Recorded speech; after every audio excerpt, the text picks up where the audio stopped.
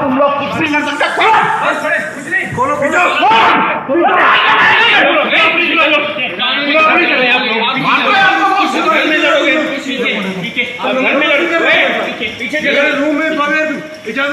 अस्सलामुअलैकुम।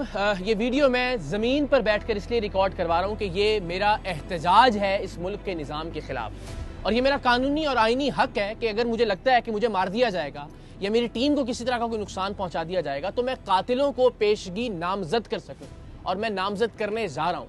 अगर खुदा न खास्ता ऐसी कोई नागाहानी सूरत हाल होती है तो उस सूरत में मेरे या मेरी टीम के कत्ल का मुकदमा इस सूबे के चीफ जस्टिस, इस मुल्क के चीफ जस्टिस, इस सूबे के आईजी और इस मुल्क के हुक्मरानों के खिलाफ दर्ज होना चाहिए। इसलिए कि इससे पहले वीडियो में मैं आपको बता चुका हूं कि एक शख्स जिसे 2017 में रेंजर्स के साथ हमने गिरफ्तार करवाया था, जो जाली डीएसपी था, जब हमने रेंजर्स के साथ रेड की उस वक्त भी कपकपाती, रोती, बिलकती, चीखती, चिल्लाती, मदद मांगती बंधी हुई लड़कियों को हमने वहां से उसके चुंगल से बाजियाब करवाया था।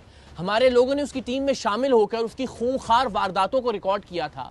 हमने आपको दिखाया था कि किस तरह से वो मियाँ बीवी को लेकर आया था, दोनों को बरहना करके तशद्दुद का निशाना बनाया था, बीवी को अपने पास रखा था और शौहर को भेजा था कि वो अपनी बीवी के तावान के पैसे लाए और बीवी को वापस लेकर जाए।